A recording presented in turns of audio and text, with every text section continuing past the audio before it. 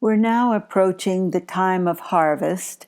Perhaps you have felt the very big change in energies as all of those planets who were clustered together in fiery Leo for most of the summer, definitely for July and August, when we had those vacations and fun times, picnics and walks on the beach.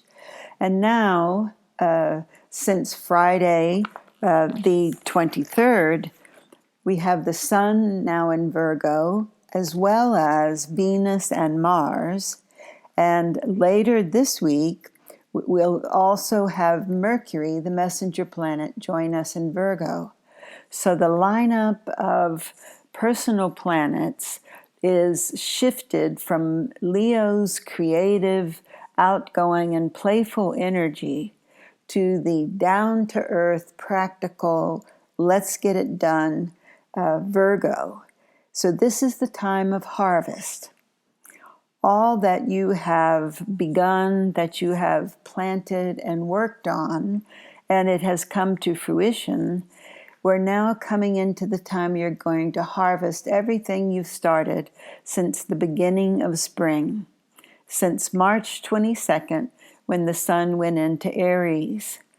So we are culminating a 6-month period, and along with the harvest of all of your efforts, we also have the healing hands of Mother Nature in the signs of Virgo.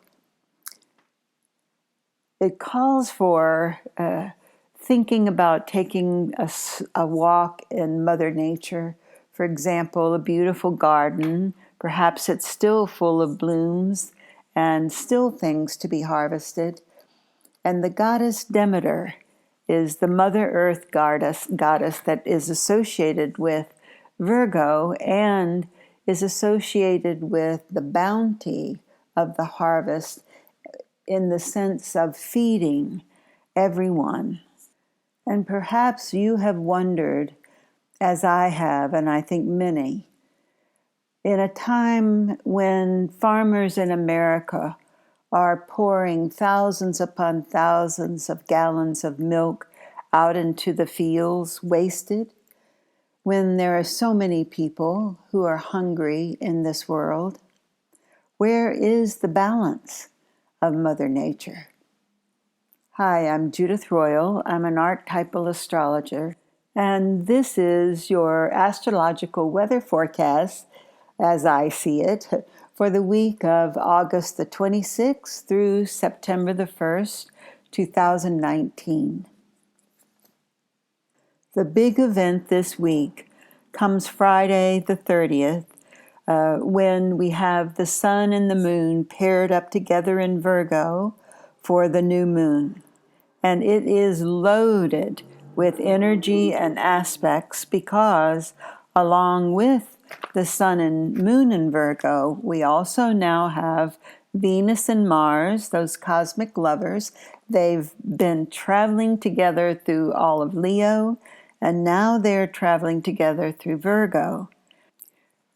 This new moon is the beginning of a month of harvest as we move towards the harvest moon, the full moon, that will be in Pisces on September the 13th.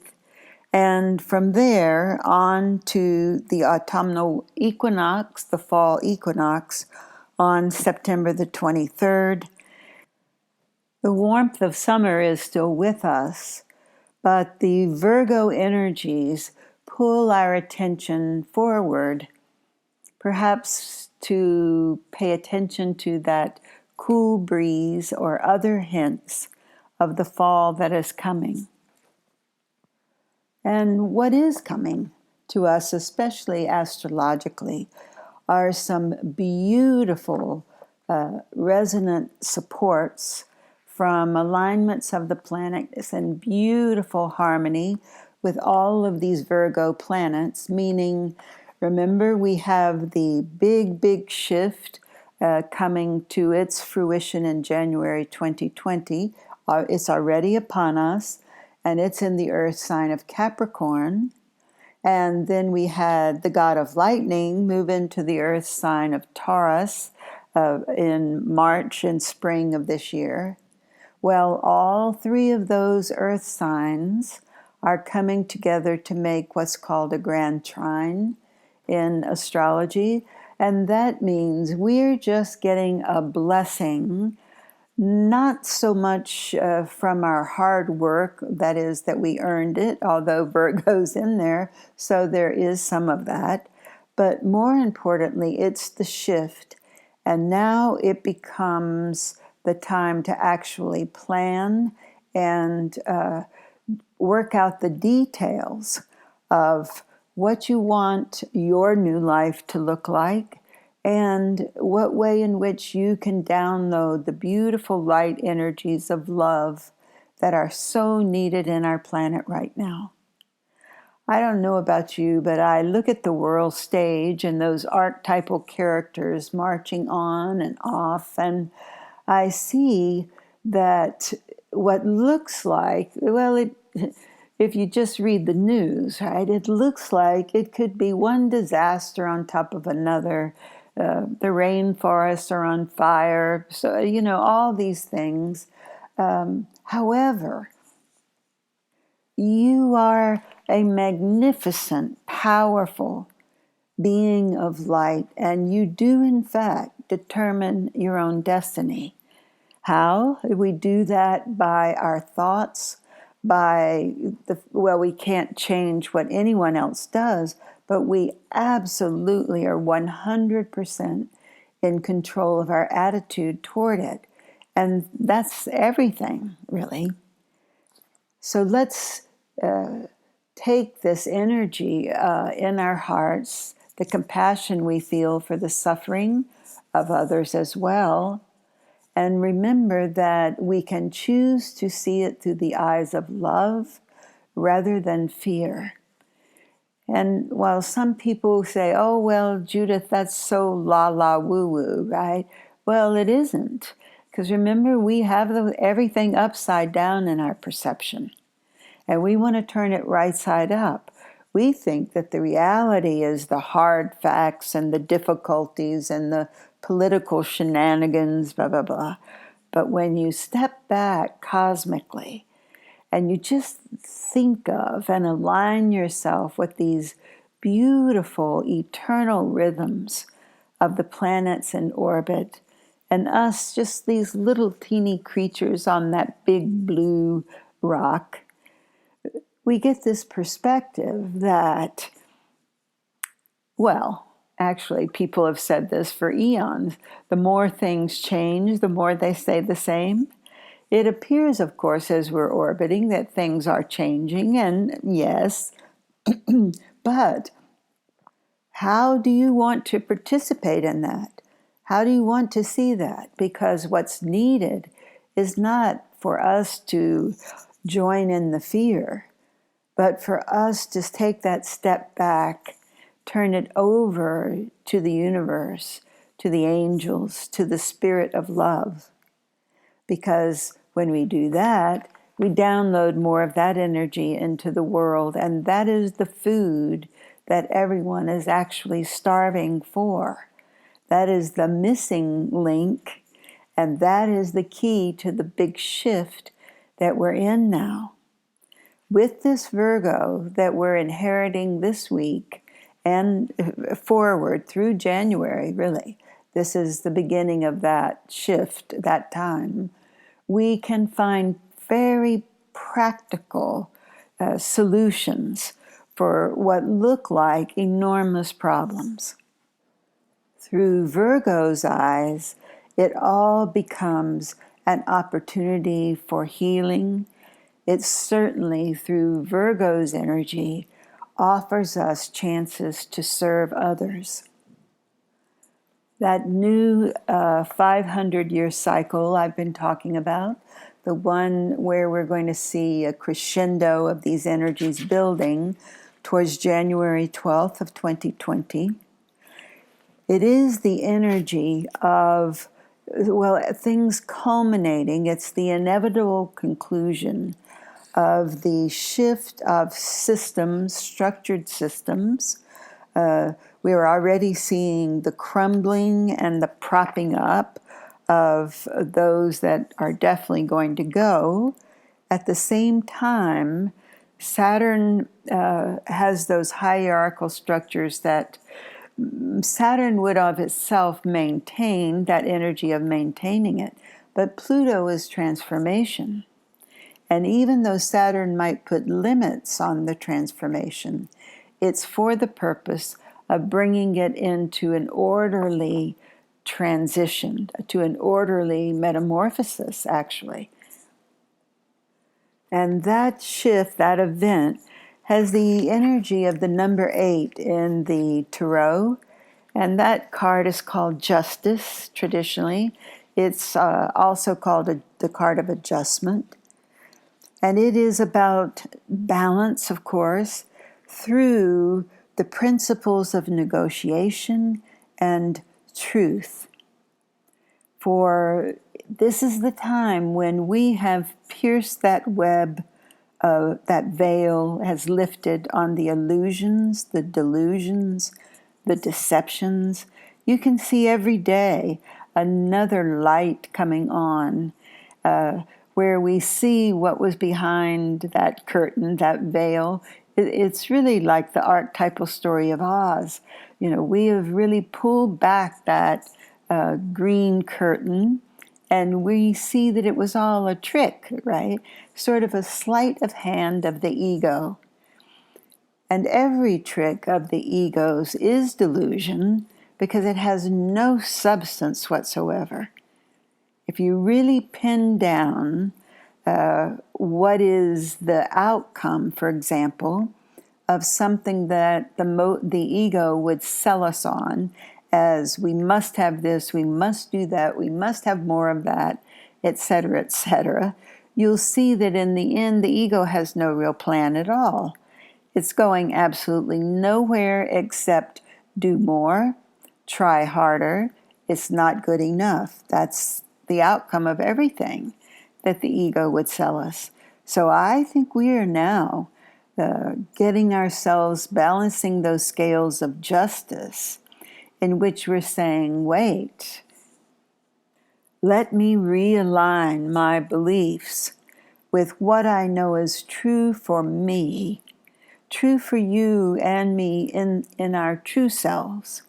Because you have, like me, spent years, I'm sure, on the journey of self-discovery, only to find that there is no one of us. There's no individual one of us. There's only the collective one of us. And the lessons leading up to this end of this 500-year cycle have been just supported by these beautiful realizations, like the God particle discovery, for example, where even physicists, along with those who've studied the spiritual journey for years, we are all coming to the same roads. We're all roads leading to the fact that reality, what matter that we see, is actually created by our thoughts and changed by our thoughts.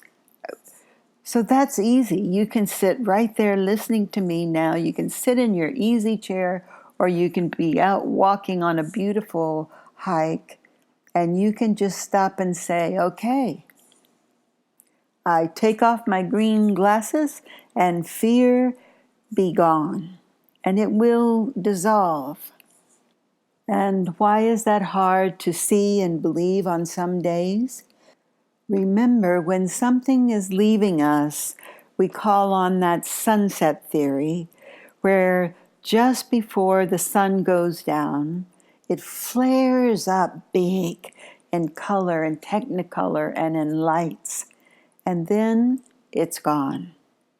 And Carl Jung used that metaphor to describe what happens when a neurosis is leaving us, and a neurosis is simply nothing but a fear. We build all these anxieties around a certain fearful notion. Well, Just watch what fear is popping up for you now. Maybe some days it feels bigger than ever. And that's your clue, what wants to leave your life. So let it go. And all this earth energy is really an ode to joy and abundance. Jovial Jupiter, the archetype of Santa Claus and the Thanksgiving cornucopia, who just spills beautiful gifts and opportunities at our feet. Well, Jupiter is still in the sign of Sagittarius, where he's been since last November. But Sagittarius is the whistleblower and the truth teller. So between now and December 2nd, when Jupiter leaves Sagittarius and joins all that other Earth planets, and Jupiter moves into Capricorn. But between now and then, we are going to maybe see crazy headlines and events where secrets, and this is part of the big shift, of course, where we see sudden eruptions of kinds of repressed energies, generally lies that have been hidden. Well, they're just going to be popping up all over. I know you see it like I do. But that's because they are flaring up right before they're going to disappear. So the ego could make out of all of this change some sort of intrigue, some sort of additional power play, ruthless as it may be. But what we know is, and it's going to be more and more clear, there is a better way. And remember, that is the very aha epiphany that Helen Schucman had when she began as scribe of the Course in Miracles. She and a colleague in the New York University psychology department had just had a contentious staff meeting, everybody fighting about everything, right? You see that now in different forms in our world. And she left the meeting with her friends saying, in desperation, in frustration, there must be a better way. So let's all say that. Let's say that together. When you run into one of these last-ditch efforts of the ego to grab you into fear, to try to convince you that you are not the magnificent creative being in charge of your own life that you actually are, well, you're going to want to just treat that the same way. Watch it flare up, knowing inside yourself in peace that it's leaving. So, what project have you been working on since the beginning of spring that is now coming to harvest? So I want you to get your basket ready that you're going to put all these goodies in.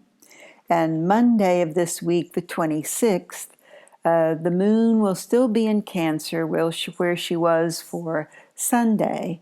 And this is Women's Equality Day, and I think that's a perfect note for a perfect beginning to the week that involves a lovely, effervescent, loving couple as Venus makes harmony with the god of lightning, and the moon settles into a beautiful song with Neptune, our visionary planet. That's a glorious day. The moon is in Leo on Tuesday and Wednesday and into the late afternoon of Thursday. And those are going to be relatively quiet days. Although you can look for something on Wednesday that is just like you just happened to do the right thing at the right time. So fortunate action and a piece of dumb luck. We can always use that. Then Thursday evening, the moon moves into Virgo along with messenger Mercury. And here Mercury is exalted. This is Mercury's favorite place to be. Mercury rules Virgo, and so we're not going to just get lost in dotting I's and crossing T's, because here we're going to see so clearly what needs to be done.